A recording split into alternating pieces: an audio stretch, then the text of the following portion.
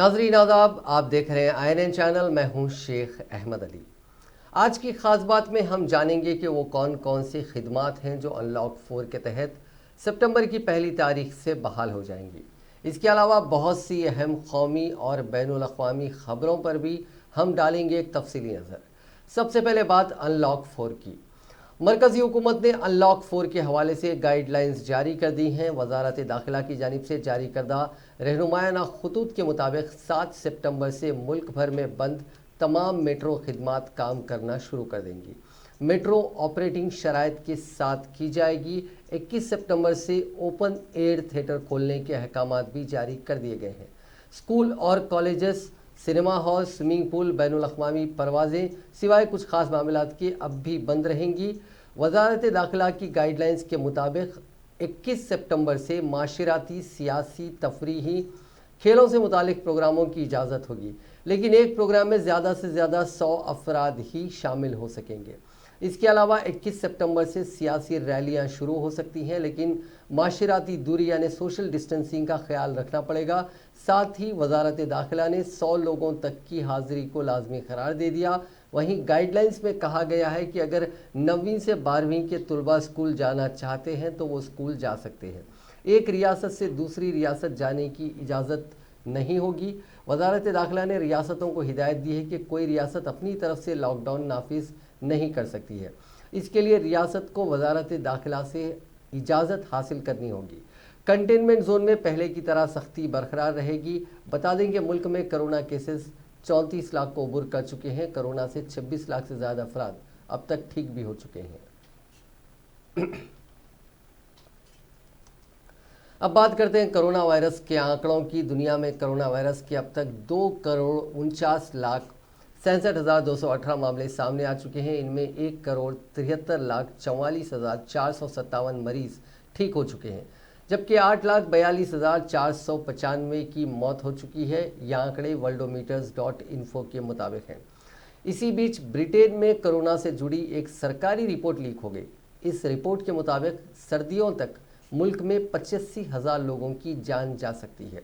नवंबर से मार्च के बीच मुल्क में और पाबंदियां लगाई जा सकती हैं। वहीं फ्रांस में इन्फेक्शन की दूसरी लहर का असर साफ देखा जा रहा है। रूस के मॉस्को में मरने वालों का आंकड़ा बढ़ा है। इसके पेश नज़र हुकूमत एक और मेकशिफ्ट हॉस्पिटल बनाने की तैयारी कर रही है। कोरोना वायरस से जहां दुनिया भर में 2,49,00,000 अफराद से ज़्यादा मुतासिर हो चुके हैं और 8,36,000 लोग अपनी जान गंवा चुके हैं, वहीं हिंदुस्तान में भी इस इन्फेक्शन के केसेस में रोज़ बरोज़ इजाफा हो रहा है। वजारत सेहत के ज़रिए हफ्ते की सुबह जारी करदा आदाद शुमार के मुताबिक मुल्क में कोरोना के मुतासरा अफराद की तादाद 34,63,972 हो गई है और गुज़िश्ता 24 घंटों में यानी जुमे की सुबह 8 बजे से हफ्ते की सुबह 8 बजे तक कोरोना के 76,472 नए केसेस रिपोर्ट हुए। दरिया असना मुल्क में 1,021 कोरोना मुतासरा अफराद फौत भी हो गए हैं, जबकि 26,48,998 मरीज शिफायाब हो चुके हैं और अब तक 62,550 अफराद लुक़्मा-ए अजल बन चुके हैं। शिफायाबी की शरह पर नज़र डालें तो ये मामूली इजाफे के बाद 76.47% यानी 76.47% तक पहुँच गई है, जबकि पॉजिटिव होने की शरह 8.23% है। मुल्क की तकरीबन तमाम रियासतों से कोरोना के मरीज आ रहे हैं। मुल्क में वबाई मर्ज कोविड-19 पर काबू पाने के लिए जांच के दायरे-ए-कार में मुसलसल तोसी की जा रही है और 28 अगस्त तक जांच करने की कुल तादाद 4 करोड़ को पार कर चुकी है। हफ्ते को Indian council of medical research यानी ICMR के जारी करदा आदाद शुमार के मुताबिक 28 अगस्त तक मुल्क भर में कोरोना वायरस के कुल 4,40,06,609 नमूनों की जांच की जा चुकी है। काउंसिल के मुताबिक 28 अगस्त को 9,28,761 नमूनों की जांच की गई। 21 अगस्त को मुल्क में रिकॉर्ड 10,23,836 कोरोना टेस्ट हुए थे और ये दुनिया का तीसरा मुल्क था जिसने एक ही दिन में 10 लाख से ज़्यादा टेस्ट किए थे। दूसरी जानिब मरकज़ी वजारत सेहत और ख़ानदानी वजारत के ज़रिए आज जारी करदा आदाद शुमार के मुताबिक मुल्क में कोरोना वायरस के मामले कम नहीं हो रहे हैं। हफ्ते की सुबह वजारत सेहत के जारी करदा आदाद शुमार के मुताबिक ये बताया गया था कि 76,000 से ज़्यादा केसेस पिछले 24 घंटे में रिपोर्ट हुए हैं।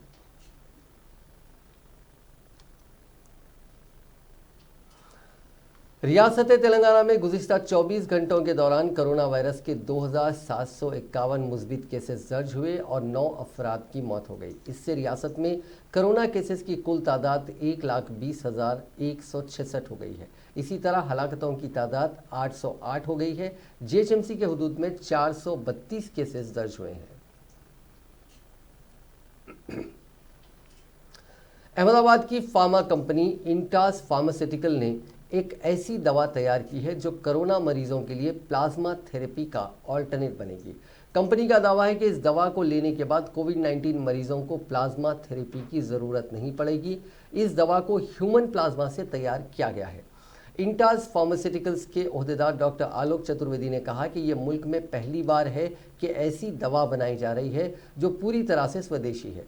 कोविड-19 के इलाज के लिए खास तौर से तैयार हाइपर इम्यून ग्लोबुलिन के ह्यूमन ट्रायल के लिए drug controller general of India यानी DCGI ने मंजूरी दे दी है। इसके लिए गुजरात और मुल्क के कई हॉस्पिटल्स के साथ बातचीत की जा रही है। अगले 1 महीने में ट्रायल शुरू हो जाएगा। डॉक्टर चतुर्वेदी के मुताबिक फिलहाल कोरोना मरीजों को लगभग 300 mg प्लाज्मा के साथ प्लाज्मा थेरेपी दी जाती है। दूसरी बात ये तय नहीं है कि हर मरीज को कैसे और किस हद तक ये प्लाज्मा मुतासिर करता है। नई तैयार होने वाली दवा की 30 mg की एक खुराक मरीज के लिए काफ़ी होगी। दवा पर अब तक हुए टेस्ट काफ़ी कामयाब रहे हैं। डॉक्टर चतुर्वेदी ने कहा कि ये दवा ह्यूमन प्लाज्मा से बनाई गई है, इसलिए इसके नताइज ट्रायल के 1 महीने के अंदर आने की उम्मीद है। ट्रायल कामयाब रहने पर दवा अगले 3 महीनों में लॉन्च करने के लिए तैयार होगी, क्योंकि इसकी तैयारी के लिए ज़रूरी इजाज़त लेने में 1 महीने का वक्त लगेगा। कोरोना के ऐसे मरीज जो हाल ही में बीमारी से उभरे हैं, उनके जिस्म में मौजूद इम्यून सिस्टम ऐसे एंटीबॉडीज़ बनाता है जो ताउम्र रहते हैं। ये एंटीबॉडीज़ ब्लड प्लाज्मा में मौजूद रहते हैं। इसे दवा में तब्दील करने के लिए ब्लड से प्लाज्मा को अलग किया जाता है और बाद में उनसे एंटीबॉडीज़ निकाली जाती हैं।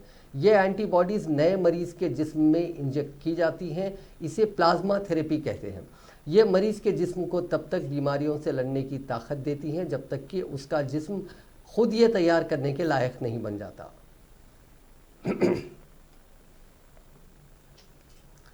वज़ीर दाखिला अमित शाह कोरोना से अब पूरी तरह ठीक हो गए हैं। All India institute of medical sciences ने हफ्ते के रोज़ ये जानकारी दी। उन्हें जल्द ही हॉस्पिटल से छुट्टी भी दे दी जाएगी। अमित शाह को पोस्ट कोविड केयर के लिए 18 अगस्त को एम्स में भर्ती किया गया था। वज़ीर दाखिला को बदन दर्द, थकान और चक्कर की शिकायत थी। 55 साल के अमित शाह का डॉक्टर रणदीप गुलेरिया की रहनुमाई में इलाज चला। शाह की 2 अगस्त को कोरोना रिपोर्ट पॉजिटिव आई थी। मेदांता हॉस्पिटल में उनका इलाज किया गया था। 14 अगस्त को कोरोना रिपोर्ट नेगेटिव आने के बाद उन्हें हॉस्पिटल से छुट्टी मिली थी। रिजर्व बैंक ऑफ इंडिया ने कोरोना वबा को देखते हुए जो लोन मॉरिटोरियम दिया था वो 31 अगस्त को ख़त्म हो जाएगा। 1 सितंबर से आपको अपने लोन पर किस्तें चुकानी होंगी। अगर किस्तें नहीं चुकाई तो बैंक आपको डिफ़ॉल्टर डिक्लेयर करने के लिए कार्रवाई कर सकता है। हालांकि रिजर्व बैंक ने बैंकों को लोन रिस्ट्रक्चरिंग की इजाज़त दी है। इससे कंपनियां और इंडिविजुअल लोन की मियाद 2 साल बढ़ाई जा सकती है। हालांकि अब भी मॉरिटोरियम की मियाद में लोन की सूद की रकम पर सूद का मसला उलझा हुआ है। सुप्रीम कोर्ट इस मामले में सुनवाई कर रहा है।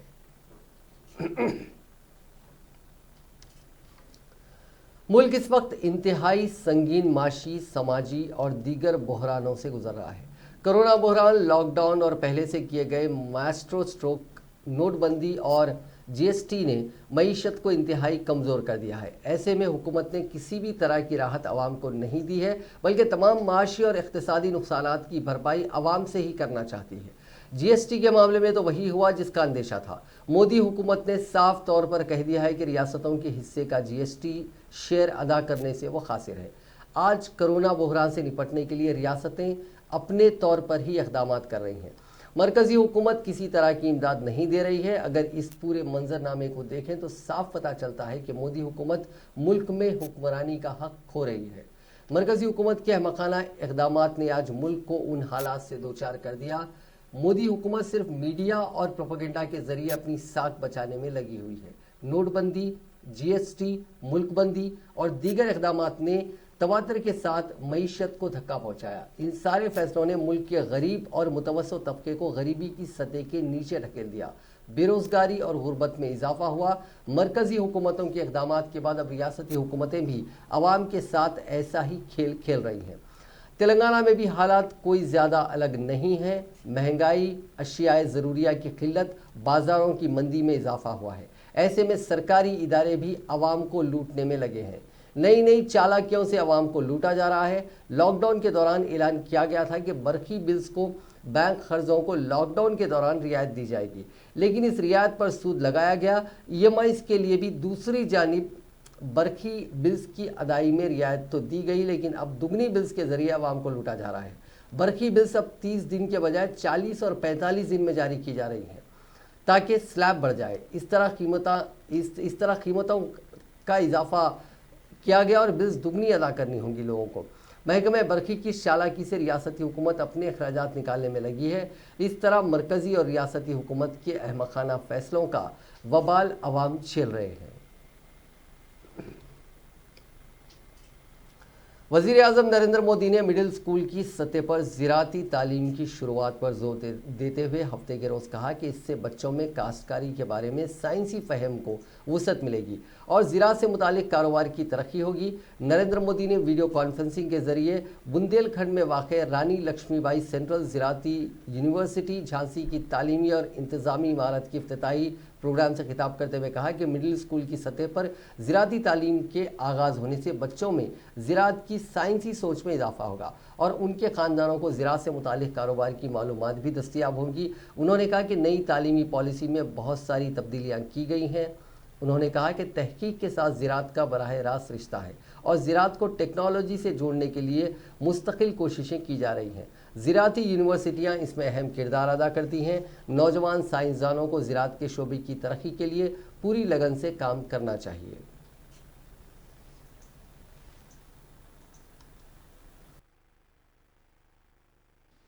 तो जहां देश में सिर्फ एक केंद्रीय कृषि विश्वविद्यालय था, आज तीन सेंट्रल एग्रीकल्चर यूनिवर्सिटीज देश में कार्यरत है।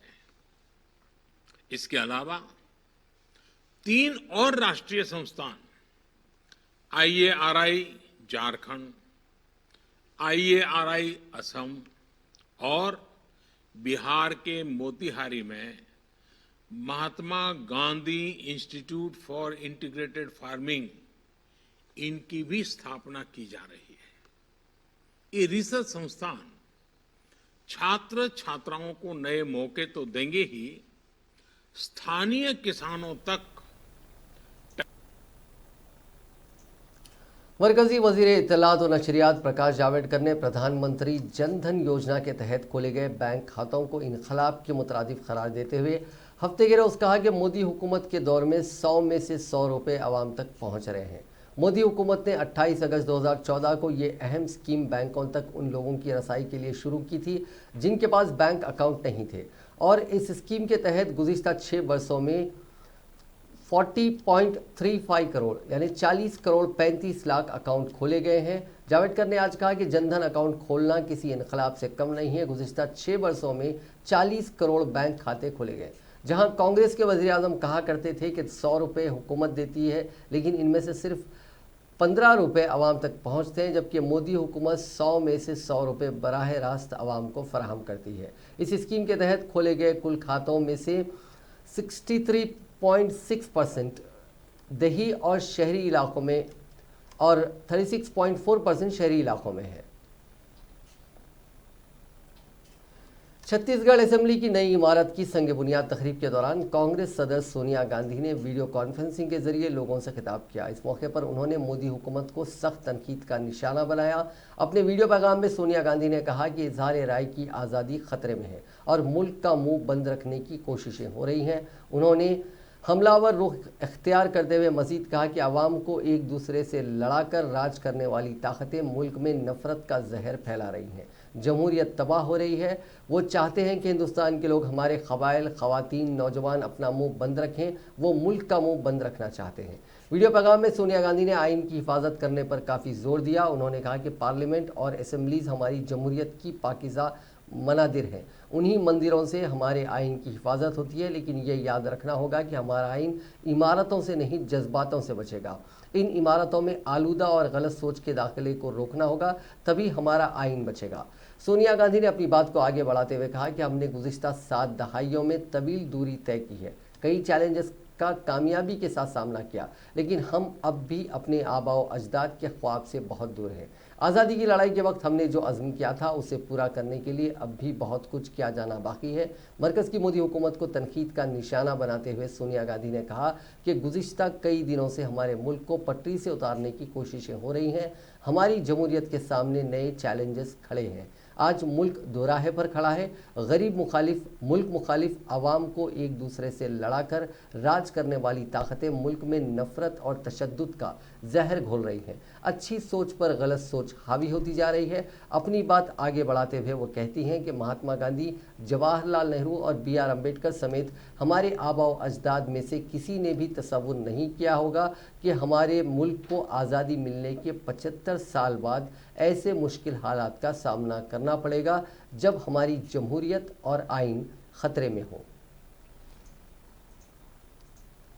डॉक्टर चरणदास महान जी, भूपेश बघेल जी, PL पुनिया जी, TS सिंहदेव जी, तम्रध्वज साहू जी, मोहन मरकाम जी, विधायकगण, अतिथिगण, छत्तीसगढ़ के प्यारे भाइयों और बहनों, आज छत्तीसगढ़ के नए विधानसभा भवन का शिलान्यास हो रहा है। मैं सबसे पहले छत्तीसगढ़ मतहारी और छत्तीसगढ़ की जनता को इसके लिए ढेर सारी बधाई देना चाहती हूँ। छत्तीसगढ़ की विधानसभा का गठन हुए 20 बरस हो रहे हैं, लेकिन विधानसभा का नया भवन अब बनेगा। विधायिका हमारे लोकतंत्र का सबसे बड़ा स्तंभ है, सबसे अहम स्तंभ है। संसद और विधानसभाएं हमारे लोकतंत्र के पवित्र मंदिर हैं। इन्हीं मंदिरों से हमारे संविधान की रक्षा होती है, लेकिन याद रखना होगा कि हमारा संविधान भवनों से नहीं, भावनाओं से बचेगा। इन भवनों से दूषित और गलत भावनाओं के प्रवेश को रोकना होगा, तभी हमारा संविधान बचेगा। हमने पिछले 7 दशकों में एक बड़ी दूरी तय की, कई चुनौतियों का सफलतापूर्वक सामना किया है और कई बड़ी समस्याओं से छुटकारा पाया है, लेकिन हम अपने पूर्वजों के सपनों से सब अभी भी बहुत दूर है। आज़ादी की लड़ाई के दौरान जो प्रण हमने किया था, उसे पूरा करने के लिए अभी भी बहुत कुछ किया जाना बाकी है। पिछले कुछ समय से हमारे देश को पटरी से उतारने की कोशिश। कांग्रेस के साबिक सदर व रुकन पार्लियामेंट राहुल गांधी ने हफ्ते के रोज़ एक बार फिर फेसबुक और बीजेपी के माबीन ताल्लुक़ को लेकर मोदी सरकार को निशाना बनाया। उन्होंने बीजेपी और फेसबुक के माबीन रवाबित के बारे में टाइम मैगजीन में शाये होने वाली खबरों का हवाला देते हुए नफरत अंगेज़ पोस्टों को रोकने में नाकामी पर हमला बोला। ख्याल रहे कि टाइम मैगजीन के एक मजमून में बताया गया कि किस तरह फेसबुक नफरत अंगेज़ बयानात पर रोक लगाने में नाकाम रहा। बशमूल बीजेपी लीडरान कुछ शोला बयान रहनुमाओं के नफरत अंगेज़ बयानात के खिलाफ कार्रवाई ना करके सोशल मीडिया प्लेटफॉर्म प्रोटोकॉल की खिलाफ वर्जी की गई। इससे कबल कांग्रेस ने फेसबुक को एक ख़त लिखकर मुतालबा किया था कि इन मामलात की तहकीकात की जाए। फेसबुक की एक ओहदेदार अंकी दास ने तेलंगाना से ताल्लुक़ रखने वाले बीजेपी मेंबर राजा सिंह पर फ़िरकावाराना पोस्ट के खिलाफ एक दाखिली ख़त पर कार्रवाई अमल में नहीं लाने दी। कांग्रेस के अपने ख़त में कहा था कि फेसबुक इंडिया के मुलाजिम अंकी दास ने इंतखाबात से मुताल्लिक़ काम में बीजेपी की मदद की। इस पूरे मामले की आला सतह पर तहकीकात की ज़रूरत है और इसकी रिपोर्ट को भी आम करने की ज़रूरत है। वेणुगोपाल ने कहा था कि तहकीकात मुकम्मल होने तक फेसबुक इंडिया की नई टीम को काम सौंप दिया जाए। वेणुगोपाल ने कहा कि कांग्रेस पहले ही मार्क जुकरबर्ग को इस तरह का ख़त लिख चुकी है। जनूबी कश्मीर के ज़िले पुलवामा के जडोरा इलाके में अस्करियत पसंदों और फौज के माबिन मुकाबले में 3 अस्करियत पसंद और 1 फौजी जवान शहीद हो गए। सरकारी ज़राए ने बताया कि 3 अस्करियत पसंद मारे गए, जिनकी शिनाख्त के बारे में अभी पता नहीं चल सका। सरकारी ज़राए ने मज़ीद बताया कि फ़ौज के एक अहलकार को गोली लगी, जिसे बाद अज़ा इलाज के लिए 92 बेस हॉस्पिटल मुंतकिल किया गया, जहां वो दम तोड़ गया और शहीद हो गया। इत्तलात के मुताबिक पुलिस, फ़ौज की 50 RR और CRPF की मुश्तरका टीम ने जनूबी कश्मीर के पुलवामा के जडोरा इलाके में दहशत पसंदों की मौजूदगी के मुतालिक एक मुसद्दिका इत्तला पाकर कॉर्डन एंड सर्च ऑपरेशन शुरू किया। जब मुश्तरका टीम ने मुश्तबा मकाम का घेराव किया तो छुपे हुए अस्करियत पसंदों ने उन पर फायर कर दिया।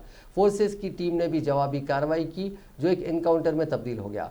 जो कई घंटों तक जारी रहने वाली इस तसादुम आराई में 3 अस्करियत पसंद हलाक हो गए। फायरिंग के तबादले में एक फ़ौजी अहलकार को भी गोली लगी, जिसे ज़ख्मी हालत में हॉस्पिटल मुंतकिल किया गया, जहां वो ज़ख्मों की ताब ना लाकर दम तोड़ बैठा। ज़राए के मुताबिक जाए मोरिका से असला और गोला बारूद भी बरामद किया गया। जनूबी कश्मीर में गुज़िश्ता 24 घंटों के दौरान ये दूसरी तसादुम आराई है, जिसमें अब तक 7 दहशत गर्दों को हलाक किया गया, जिस दौरान एक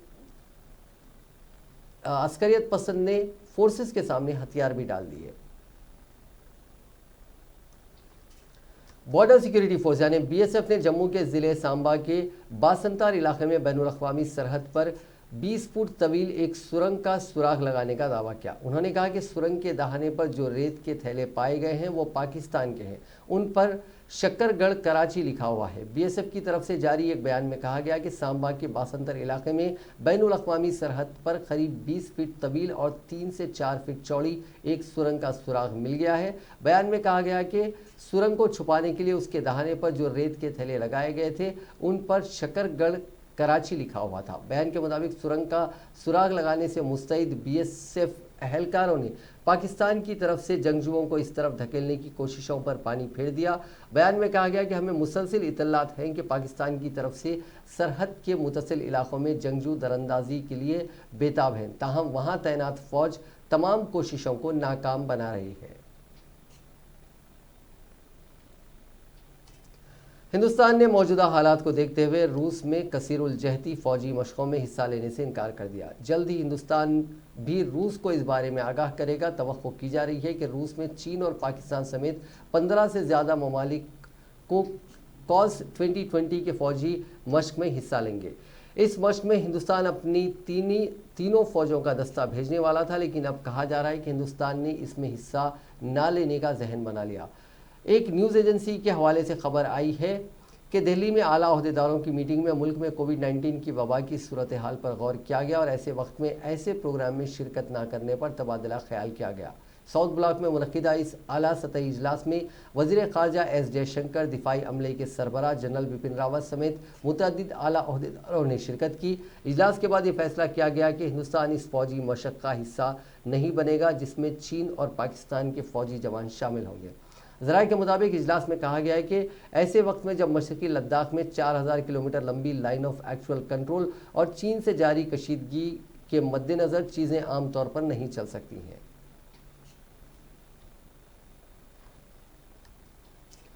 सुशांत सिंह राजपूत की मौत को तकरीबन 2.5 महीने होने को हैं। अदाकारा का कुंबा, फैंस, दोस्त सभी उन्हें इंसाफ दिलाने की कोशिश में लगे हैं। CBI जांच के बाद केस में कई ट्विस्ट आए जो हैरान करने वाले हैं। हाल ही में सुशांत सिंह राजपूत के वालिद के सिंह ने एक वीडियो जारी किया जिसमें दावा किया गया था कि रिया चक्रवर्ती ही उनके बेटे की कातिल है। सुशांत की मौत के बाद मुंबई पुलिस ने कहा कि यह खुदकुशी केस है, लेकिन अब कोपर हॉस्पिटल के इस मुलाजिम ने चौंकाने वाला बयान दिया, जो सुशांत की मौत के बाद सुशांत सिंह राजपूत की लाश को पोस्टमार्टम के बाद हॉस्पिटल और फिर शमशान घाट लेकर गया था। इस शख्स का दावा है कि सुशांत का कत्ल हुआ। वीडियो में जिस शख्स ने दावा किया है वो वाकई खौफनाक है। अस्पताल मुलाजिम कह रहा है कि मैं बॉडी को कोपर हॉस्पिटल और फिर शमशान घाट तक लेकर गया था। हॉस्पिटल में रिया चक्रवर्ती के आने की बात भी उस शख्स ने कबूल की है। मुलाजिम ने कहा कि 2 लोगों ने मेरे से कहा था कि क्या दिखा सकते हो बॉडी। वो आई, उसने बॉडी देखी और सुशांत से माफ़ी मांगी थी। हॉस्पिटल मुलाजिम का दावा है कि बड़े बड़े डॉक्टर्स भी बोल रहे थे कि ये कत्ल है, ये फांसी नहीं है। मुलाजिम ने इस इंटरव्यू में कहा कि हम बॉडी को देखकर पहचान लेते हैं, फांसी की बॉडी पीली नहीं पड़ेगी। बॉडी में कई जगह निशानात थे और पाँव के तलवों में सुइयां चुभाने वाले निशानात थे। इस वीडियो को शेयर करते हुए सुशांत की बहन श्वेता सिंह कीर्ति ने लिखा, हे भगवान, इस तरह की खबरें सुनकर मेरा दिल घबरा रहा है। उन्होंने मेरे भाई के साथ क्या क्या किया, मेहरबानी करके उन्हें गिरफ्तार करें। वहीं मुंबई पुलिस ने सुशांत सिंह राजपूत की मौत के मामले की तहकीकात करने वाली सीबीआई के हुक्म पर अदाकारा रिया चक्रवर्ती को पुलिस तहफ़्फ़ुज़ फराहम किया। रिया पर इल्ज़ाम है कि उसने अदाकार को खुदकुशी करने के लिए मजबूर किया।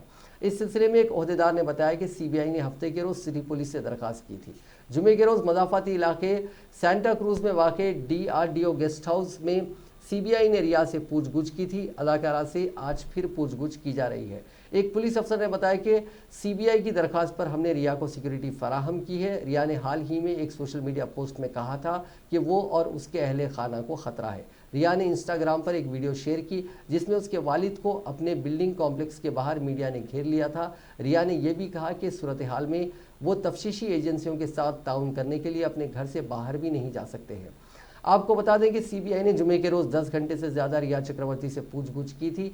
सीबीआई के सामने पहली बार पेश होने वाली रिया रात 9 बजे के बाद सेंटा क्रूज में वाक़ DRDO गेस्ट हाउस से रवाना हुई थी।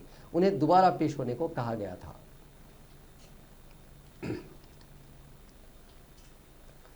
उत्तर प्रदेश के मथुरा में एक खातून ने इल्ज़ाम आयद किया है कि उसके साथ चलती बस में असमत दरी की गई है। ये वाक़या मथुरा के माउंट इलाके का है।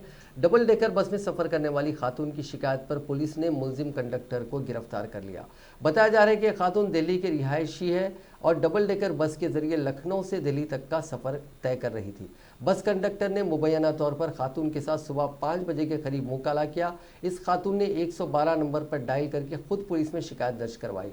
इस मामले में एसपी देहत श्रीचंद का कहना है कि एक खातून के साथ डबल डेकर में मुबैना तौर पर असमत दरी की गई। मुकदमा दर्ज करके कार्रवाई की जा रही है। खातून ने 29 अगस्त को डायल 112 पर अपने साथ होने वाली ज्यादती की इत्तला दी। पुलिस ने इस मामले में मुलजिम कंडक्टर को फौरी तौर पर गिरफ्तार कर लिया। बस में मौजूद लोगों का कहना है कि जब बस मॉन्ट टोल पर रुकी तो खातून ने कंडक्टर के साथ मारपीट शुरू कर दी। बस में उस वक्त 40 के करीब अफराद सवार थे। असमत दरी के वाक़े से बस में बैठे तमाम मुसाफिर बेखबर थे। जब खातून ने असमत दरी के बारे में कहा तो सबके होश उड़ गए।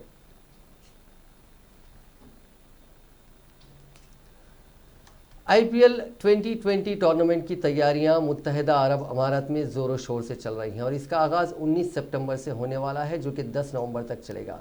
लेकिन इस टूर्नामेंट के शुरू होने से कबल ही महेंद्र सिंह धोनी की क़यादत वाली चेन्नई सुपर किंग्स टीम को झटके पर झटके लग रहे हैं। पहले तो ये खबर आई कि एक हिंदुस्तानी खिलाड़ी समेत 12 टीम अराकीन कोरोना पॉजिटिव हैं और आज सुरेश रैना के हिंदुस्तान वापस होने की खबरें सामने आ रही हैं।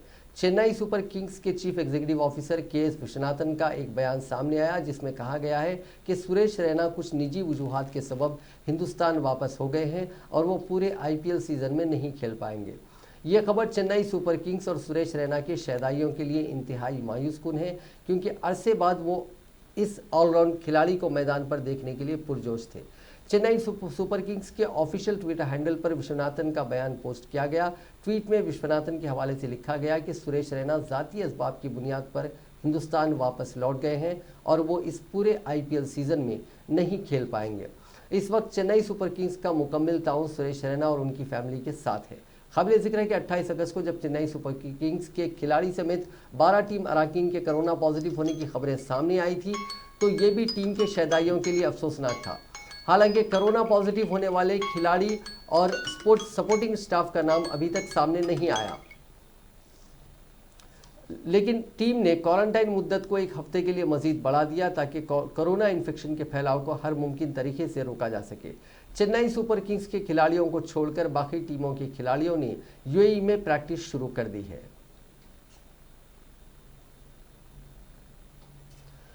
सदर जमहूरिया रामनाथ कोविंद ने हफ्ते के रोज राष्ट्रपति भवन से पहली बार खिलाड़ियों को कौमी खेल अवार्ड्स पेश करते हुए कहा कि इन अवार्ड्स की कामयाबियों ने खेलों में हिंदुस्तान की बेपनाह सलाहियत को उजागर किया और हमारा मकसद ओलंपिक्स 2028 में 10 सरे फेरिस मकाम में जगह होनी चाहिए। कोविंद ने आज खेलों के दिन की वर्चुअल तकरीब से राजीव गांधी खेल रत्न, अर्जुन अवार्ड, द्रोणाचार्य अवार्ड और लाइफ टाइम ध्यानचंद अवार्ड पेश किए। इस दौरान सदर ने कहा कि हिंदुस्तान खेलों में एक बहुत बड़ी ताकत बनकर उभरेगा और उसका मकसद 2028 के ओलंपिक्स में मेडल जीतने के मामले में पहले 10 ममालिक में जगह बनाना होगा। इस दिशा में उनकी भागीदारी और बढ़ेगी। आज के राष्ट्रीय खेल प्रोत्साहन पुरस्कार विजेता संस्थानों से प्रेरणा लेकर अन्य संस्थान भी खेल कूद को प्रोत्साहन देने में अपनी भूमिका निभाएंगे। यह अच्छी बात है कि स्पोर्ट्स और फिटनेस अब युवाओं की सोच और दिनचर्या का हिस्सा बन रहे हैं। साथ ही नाज़रीन, आज की खास बात में बस इतना ही। आपसे कल मुलाकात होगी नई खबरों के साथ, नए एनालिसिस के साथ। फिलहाल दीजिए इजाज़त। खुदा हाफिज़।